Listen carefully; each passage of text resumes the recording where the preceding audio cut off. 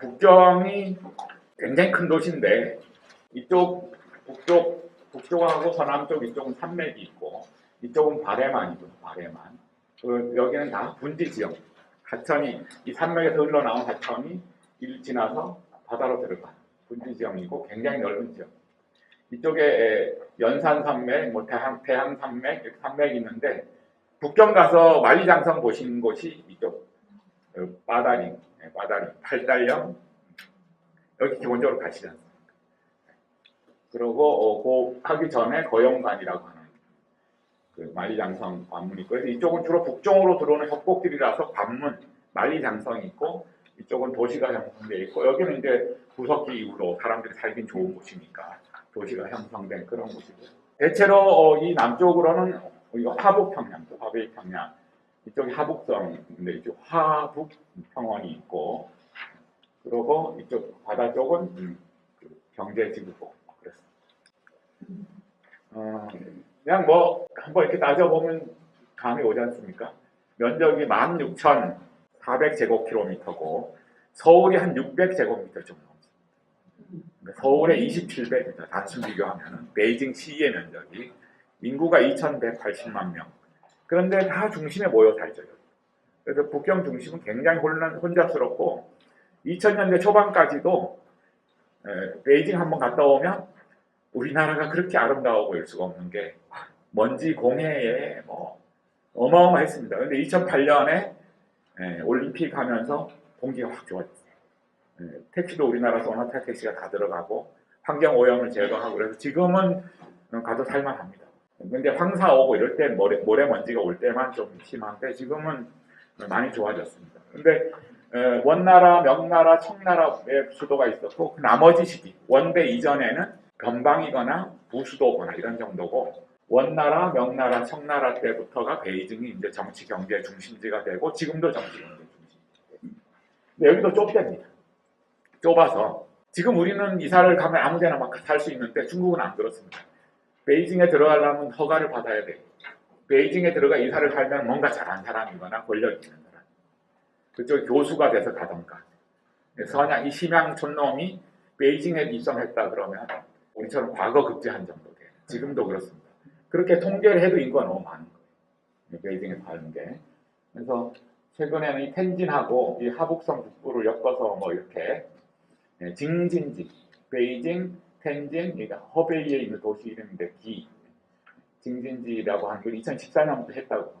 그래서 우리로 말하면 서울, 인천, 경기를 아예 하나의 경제 문화권으로 합치는 일을 하고 있다고 하고 어느 정도 성공했다고 합니다. 그러니까 베이징만 해도 서울의 27배인데 이 전체는 우리 남한보다 훨씬 큰 영역이 첨단 산업들을 여기서 만들어내고 북경 원인 우리가 많이 아는 교과서에 나오는 북경 원인이 처음 발견이 된 지역이 이 지역이고요. 주구정, 저우코텐이라고 하는 호모 에렉투스니까 한 45만, 30만 뭐 이 정도 되는 사람인데 그 이후에 다른 유적들이 더 발굴이 돼서 지금은 여기 구석기 이미 한 70만 년 전부터 사람들이 살았다라고 합니다.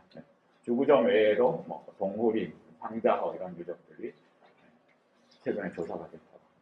진이 통일하기 이전에 하상주 그리고 춘추 전국 그렇지 않습니까? 서주 시기에 여기 연나라가 있어요. 연나라. 이때부터 우리 역사랑 관계가 됩니다. 이 연나라가 이 일대에 있었고 나중에 전국시대의 연나라, 전국치룡이라고 하는 기원전 260년경에 전국치룡이라는 나라들이 있는데 연나라가 여기 나중에 이 무렵에 한반도 쪽으로 진출을 하게 되고 이 전국시대 철기 문화가 한반도 철기 문화를 보급하는데 그 기본적인 자극제가 연나라 때부터 이때 수도가 중국말로는 지라고 하는데 개성이 여기 있다고 하는데 유적은 지금 유리하라는 곳에서 이렇게 발굴이 되고 있습니다. 그리고 연나라 때 하도라고 하는 건 이 밑에 이쪽 밑에 지역에 하면 연하도라는 또 도시가 있고 우리가 잘 아는 명도전이 연나라 시대 이게 압록강까지 남한에도 많이 나오고 지난 시대에는 진나라가 통일하고 그 연의 개성을 따서 개현으로 했고 한나라 시기는 유주라고 표현돼요. 그러니까 한나라 때 유주인데 이 유주는 당나라 때까지 유주라고 유지가 되는데 뭐 지방 도시인 셈이죠. 예.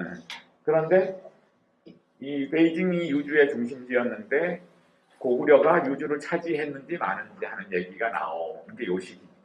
한나라 때. 그래서 뭐 한나라 때는 수도 유적은 없고 주로 이제 벽화묘 대형 무덤들 나오고요. 요거는 이제 북한에 있는 덕흥리 벽화 고분이라고 하는 건데 408년도에 만들어진 고분인데 이 고분의 주인공이 여기 묵서가 써 있는데 고구려 벽화모입니다. 유주 자사를 지낸 지인이라고 써 있어요. 네, 그리고 유주 관하라에 있던 13군 태수가 배알하는 장면이 그려져 있고, 그러니까 이 그림만 보면 고구려 사람이 유주에 자살을 했고 13군 태수가 배알하니까 거기 고구려 땅이다라고 주장하는 견해가 시작됐는데, 이 주장을 하는 학계에서는 그렇게 보지는 않지만 이 사람들은 이제 중국에서 귀화한 사람들도 있거든요. 고구려 사람들 중에. 그렇게 보지만 아무튼 그런 논란이 있는 이유가 근거는 있습니다. 믿을 수 있는, 믿으려면 믿을 수 있는. 한나라 때는 뭐 그런 역사가 있고 특별히 소개할 만한 건 없고요. 그리고 위진남북조하고 수당시대, 우리 뭐 고구려 그리고 발해 초기까지 시기는 여기도 역시 북방민족의 접경 지역이고요. 주로 이제 불탑, 요 시기는 천령사탑이라고 하는 벽돌탑. 우리나라에서는 벽돌탑이 없지만 중국엔 이때부터 당나라부터 요 금시기까지 벽돌탑 위주로 전탑이 많은데 여기도 그런 탑이 있습니다. 요 나라가 이제 수도를 요 나라 이쪽에 거란족이지 않습니까? 그래서 연해주를 포함한 한반도 북부까지 이렇게 해서 요 나라인데 이때 요 나라의 남경이 베이징이죠. 그 부수도 정도 되는. 그리고 금나라, 그 후에 금나라는 중도라고 하는 수도를 부수도를 여기다 뒀고요. 아직 이제 뭐 주요 메인 수도는 아니죠. 그래서 요 시기도 이런 유적들에서 조금 그러니까 우리가 관광객이 일반적으로 와서 볼 만한 유적들은 그냥 조사돼서 공개되고 있고요. 원나라 때부터는 이제 수도로서 베이징이 각광을 받습니다. 징기스칸이 나라를 세우고 나중에 손자인 쿠빌라이가 원나라를 세우지 않습니까? 그때 세조 쿠빌라이가 베이징에다가 대도라고 하는 이름의 도시를 두고 몽골 제국의 수도로 삼습니다. 그래서 원나라부터 수도가 되고 뭐 이 보건도입니다. 이렇게 수도가 되고 남아있는 유적은 뭐 이렇게 티베트 영향을 받은 백탑 유적.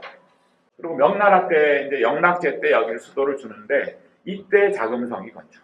뭐 중국 가면 자금성을 꼭 봐야 되지 않습니까? 북경에 가면은 1421년 15세기 초에 명나라가 여기 수도를 두면서 본격적으로 베이징, 북경이 중국 정치, 경제, 문화의 중심지로 부각되는.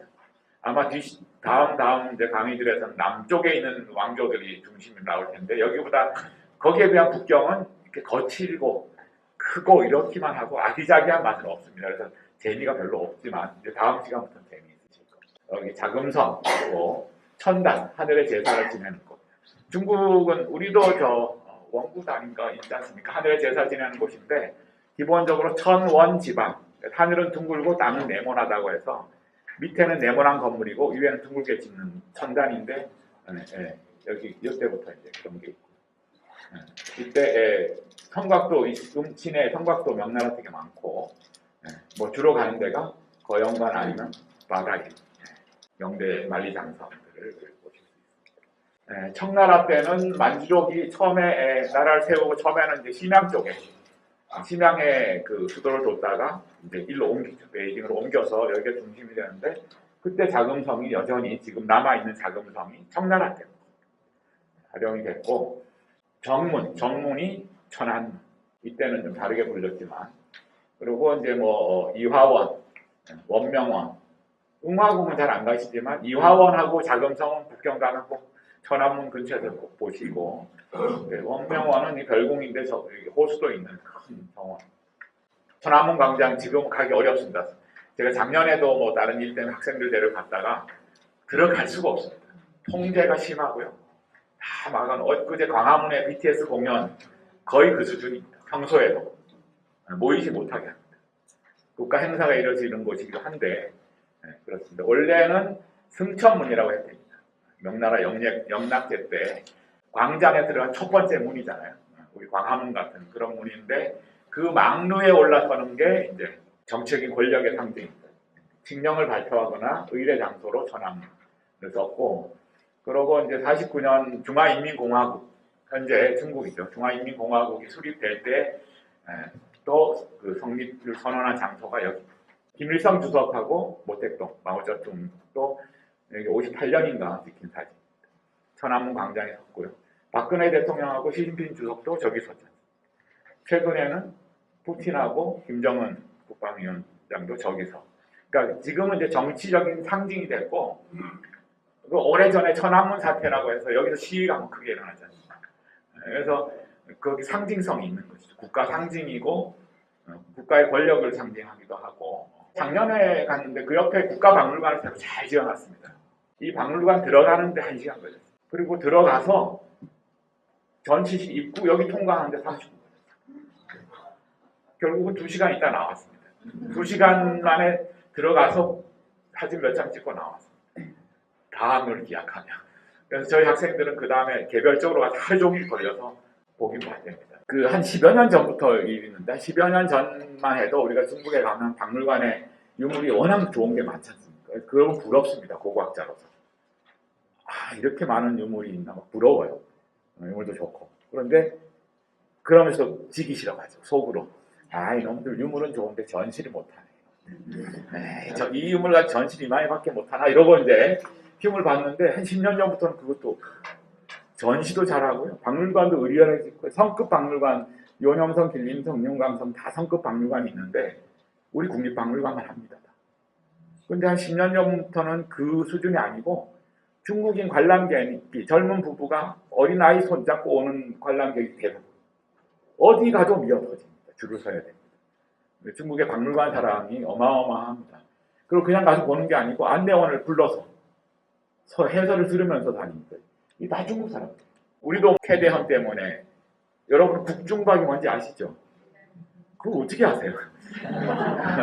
저희들끼리 옛날엔 중박 그랬습니다. 중앙박물관, 뭐 광박하면 광주박물관 이랬는데 일반인들 중박이 뭐야 그랬는데 요즘 국중박을 다 아시더라고요. 나이 대단한 것 같습니다만은 작년에 저번에 유홍준 관장을 만났는데 작년에 중박 관람객이 600만 명. 세계 3대, 관람객 수로는 3대 박물관. 브리티시 뮤지엄, 루블 박물관, 우리 뭐 이렇답니다. 근데 그 공간이 통상 400만 이상을 받을 수 없는 규모인데 600만이 들어왔는데 다행히 전시실 안 보고 굿즈만 사간 사람이 한 200만 원 되는 것 같다고. 뭐 아무튼 좋은 얘기입니다. 네. 놀랐습니다. 그래서 혹시 베이징 패키지 여행 가시면 국가박물관은 절대 늦지 마십니다.